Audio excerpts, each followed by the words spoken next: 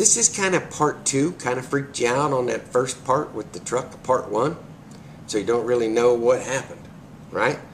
We took you up to the point where I'm getting into the truck, but didn't tell you what's going on past that. And we just didn't really want to make it a long video. So this is kind of like part 2, okay? So I'm going to take you from the truck into the rest of the story, and then we're going to reveal that marketing strategy that you need to control. And she gets to leave again. Doesn't really seem fair. Whoa. You would think I would get used to that movement, but apparently not. But anyway, okay, so now, if you remember, I was up on the panel, looked into the truck, and like I said, it freaked me out because what was in the truck was an elderly gentleman. Looked like he could easily be somebody's grandpa. He had the grandpa shoes on, you know, those little brown slip-ons that grandpas wear. Well, he had those on. He was in overalls, had a plaid kind of shirt on. I mean, if I had to guess, I'd say he's somebody's grandpa, and he lives on a farm. So, but anyway, as I looked in, Grandpa was blue, and Grandpa's head was leaning up against the passenger door, and it was bent down to his chest, so he was like that, okay? And I don't know if he had a heart attack. I don't know what his problem was. I just know that he was blue, and not a good sign when you're blue, trust me. So, as everybody's still getting around the truck, nobody's doing anything. So I run around towards the passenger door, and I basically tell everybody, we need to get him out of this truck. And they're saying, well, you know, you're not supposed to move anybody. And I'm like, well, if we don't move him, he's going to die in the truck if he's not already dead. Shut the hell up. Somebody needs to call 911 if they haven't already.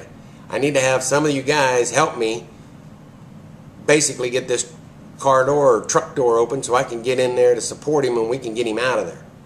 I don't know why I went a little freaking nuts on him, but adrenaline has a tendency to take over, and you do things, you take control because nobody else is. I don't know. I don't know if it was the deputy sheriff or the ambulance or the firefighter that was coming out. I just know that we had to get him out of the truck. So I got some guys, they kind of helped me to pry the door open enough so I could basically slide in and catch his head in my hand. And as I slid in to catch his hands, I basically wrapped my fingers underneath his overall, the little straps of the overalls. Did that, and I supported his head and told him to get the door the rest of the way open, which they finally managed to get it opened.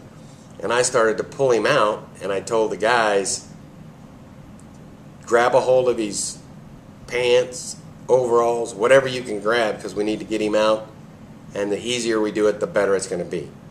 So we basically pull this guy out, set him down on the ground, and when I set him down on the ground, I know you have to like clear a person's airway or whatever. I didn't know if I was going to have to do CPR, but I needed to get his head right before I could even assess what's going on. So I basically tilted his head back, and I mean his whole body is just completely limp, and his lips are blue, his face is kind of a ashen color, which they tell you a lot of times. I tilt his head back, and as I tilt his head back, it's like his body spasms and his chest just does a which kind of freaks me out because I've heard of it before, but I've never actually seen it. And when that air went in, it was like I had this feeling inside of me that was like, ah, yes, he's breathing. That's a good thing. And at the same time, don't mean to sit here and hold his head, at the same time that air is going into his lungs, I don't know what it was. I don't know if it was the adrenaline or what it was, but I had a feeling of being really, really close with my maker. I mean, it was almost like he was inside me, you know, and he was guiding me and helping me with this guy. It was intense, really intense. But anyway, as I looked down at the guy, I could see the color, like the pink, coming back into his face, and his lips were going from a blue to kind of a lighter blue, and then they were starting to turn red too. And it was a good feeling. It really was.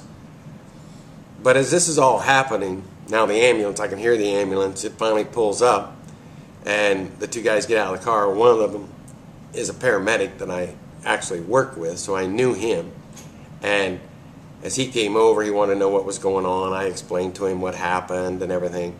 And bottom line is, we got the guy up onto the gurney, loaded into the ambulance, and as I'm getting ready to close the ambulance doors, the guy's name's Mike. He looked out at me and he's like, "Hey Paul, how's it feel?" I'm like, "How's what feel?" He's like, "Dude, you just saved this guy's life.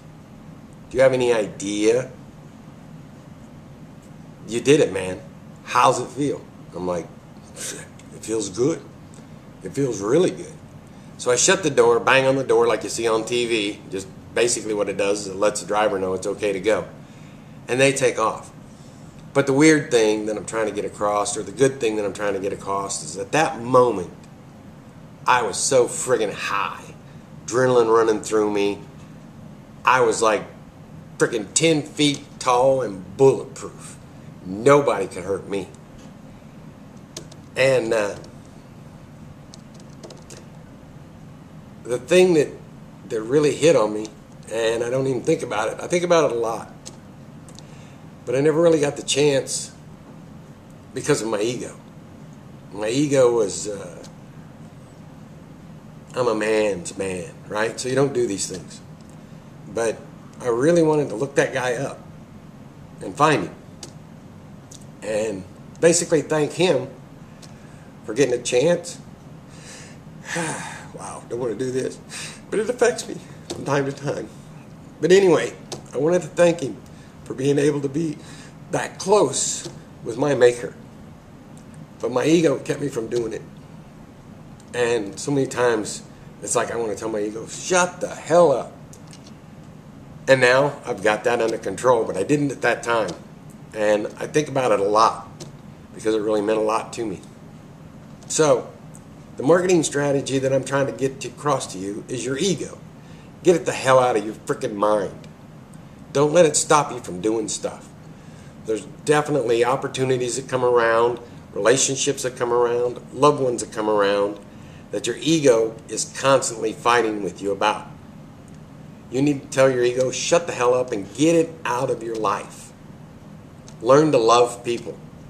The love of people is what is going to make your business skyrocket income-wise. Because relationships is what builds businesses. There's a common thing that's out in society today where it's like